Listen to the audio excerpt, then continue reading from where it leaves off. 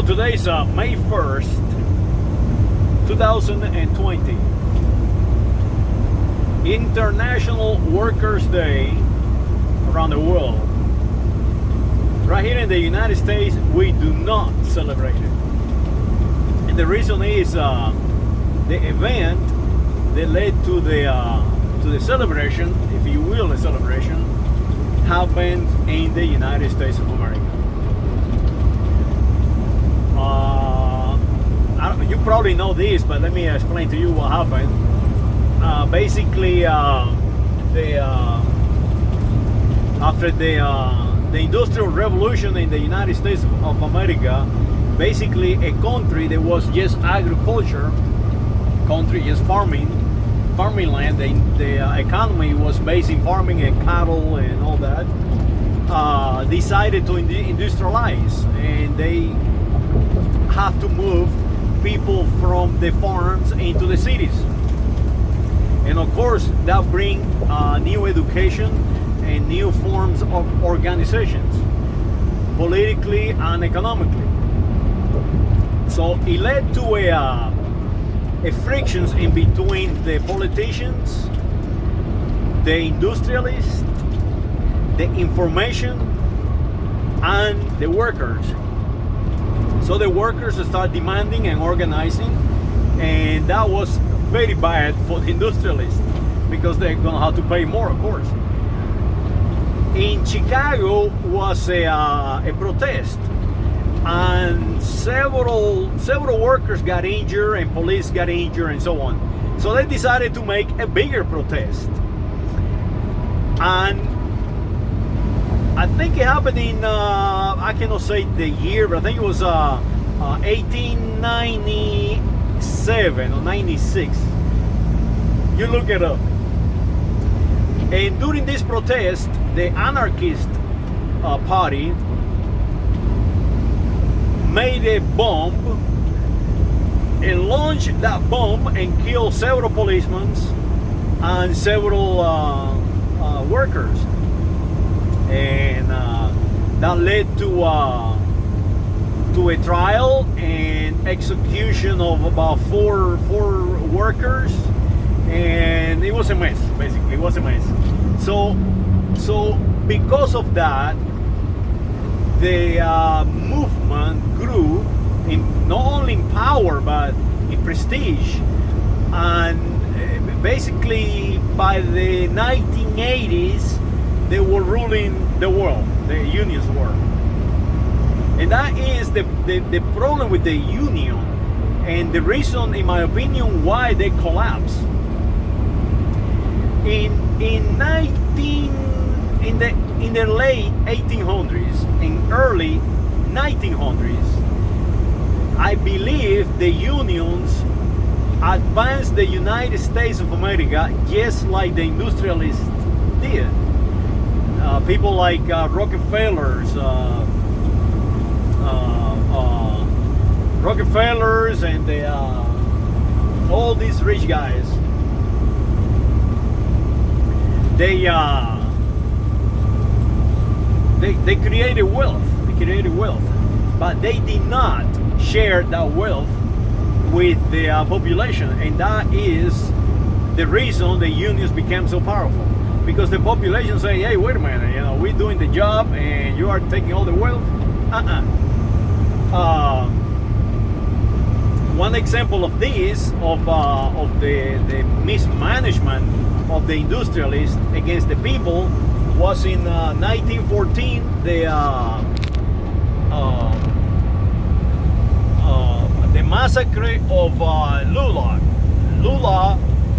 Colorado, near Trinidad, Colorado. This was just to the stream. It was just taken to the stream. Mr. Rockefeller decided that his workers needed to work for nothing all day long, and the workers decided, we don't do that, so we're going on a strike. And they did. They went on a strike. So Mr. Rockefeller, of course, got the political and economical power, called the governor of Colorado and suggested to him to send the National Guard, that he will pay for it. Mr. Rockefeller paid for the expedition. I mean, we're talking about the salaries and everything else, to go into LULAC and put into the strikes. So the Colorado National Guard goes into LULAC and massacre everybody. They kill everybody, women, children, everybody. And it's known today as the massacre of LULAC. So that is what we're talking about. The division in between the industrialists, the politicians, the information technologies, and the workers were so bad, just like it is today. Nothing haven't changed at all. We're still doing the same, trying to make the workers, our citizens, work for less and create more revenue for the industrialists. The only difference right now, back then, was the industrialists did not control the politicians. And today, the industrialists are the politicians. There is no difference. Not only the industrialists are the politicians, but the industrialists control the information. So that is the difference. As a matter of fact, that right now we worse than what we were in 1914. In 1914, we still could fight back. Right now, you cannot fight back, because they even make you sign papers when you get hired on these companies not to unionize. And if you know about somebody who might have an idea of unionize, to let them know they get rid of them. Now this is corporations basically destroying what we are, destroying the Constitution of the United States of America, destroying their fellow citizens. There is no dialogue. There is not, it's just you with me, or you basically going to go hungry. Just like that. In my opinion, the unions were a good thing back in 1914, back in the 1800s, during World War I, even World War II. During World War II, the unions of this country defend this nation. Back in the 1950s, by the 1950s and 60s, the politicians just completely took over these unions. So they were no longer a way of, it was no longer a dialogue in between the workers and the industrialists. No, it was the politicians utilizing the workers to take power from them.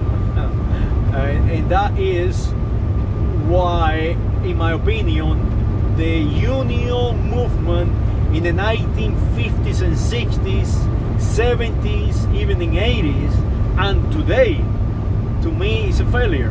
The unions have failed to advance this nation, the United States of America, or advance the planet, the world, because it's happening the same all over the world. It's no longer trying to advance humanity. No, it's all about dividing humanity and taking power and lead the herd, lead the workers. The workers, they are less uneducated and they do not have the time to invest in politics. They do not have the time to invest in art or invest in thinking. So that is what we have now. In my opinion, the end of the unions, as we know it, was in 1980, when President Reagan, a union leader, destroyed all the unions. And that is kind of ironical, because Mr. Ronald Reagan, the President of the United States of America, he knew how union organization worked very well. So he utilized that knowledge to completely wipe them out. And he started with the air traffic controllers at the time. And I lived through these times. I lived through the time where the independent drivers were on strikes, and they chased each other with automobiles, and they deflated tires and drove trailers, and it was a mess. It was a mess. And all the way to 1993, I think it was, the strikes with LTL Freight and Overnight and all these companies. Eastern, I was working at Eastern when he went on strike. So basically, the unions became a destroyer of industry, not a promoter of workers. And that is a difference right there. It's a difference when you hold hostage an industry because you can do it, because you have the power. And I think it should be a balance. I think it should be a balance in power, not just in the unions, but in the country. We should not have unions. We should have laws, and we should have a dialogue to create these laws and to promote the nation. We cannot have a division in between industry and workers, because it just don't work. We know about it. We already done it. Rockefeller have to kill women and children to try to control these people. And guess what? He did not, because the moment he went out there and massacred all the United States of America workers, and at the time they were from all over the place. They couldn't even speak English, most of them. They were from Ireland and Greece and Spain and France and Germany. They were workers from Czechoslovakia, from Poland, from everywhere, and they all got slaughtered just the same. And they created the United States of America Miners Workers Union that we have today. And so we know that we cannot utilize a union to destroy an industry, and we cannot have the industrialists trying to enslave free workers. Not only free workers, their own citizens. And what to do? It's pretty simple. We need to sit down and create a way of living where everyone can get what they need. The workers, they need time.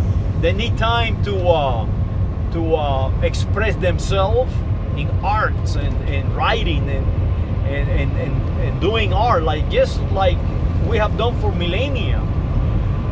The workers need time for their families, to raise their families, and the most important is trying to transfer knowledge from family to family, or identity. Right now we do not have identity. We just have, we Americans, I am an American, US, we don't even know who we are. And that is what we need. We need a balance in between promoting who we are, our identity, and economical advancement in science and in everything else. And to do that, the workers need time. They need time. They need time for the family, with the family, and they need enough. How can I say? Enough wealth created to allow that. To travel the world, to have different philosophical idea and promote and advance the United States of America, and in this case the world, because remember, the May 1st is an international day of workers, and believe it or not, of the result of the United States of America worker saying enough is enough, and we are going to solve this problem. So that is what we need. We need a union. We don't need to be divisive. We don't need to fight something that is yourself. We cannot have corporations out here from all over the place telling our workers no, if you want to be an American worker in the continent, if you want to be a world worker on the planet, you can all talk to one another.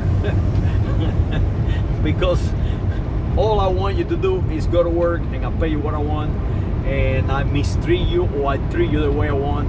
Is you are entitled to my rules. That is not the way to go.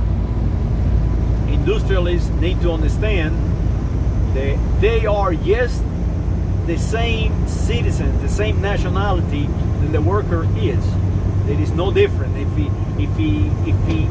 If something happens, we all go down together. It's simple as that.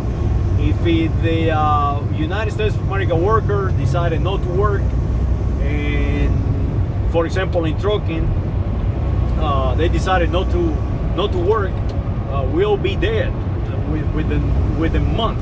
No, yes, the workers, everybody else, the nation. So that is my 3 points. Unions were good at one point. They became corrupt. They're still corrupt. And the way to go is not talk about unions, but talk about the nation itself. Talk about advancement as a group, as a tribe, as a ethnic group, the United States of America, and as one planet, the planet Earth, advancing humanity as fathers that we can.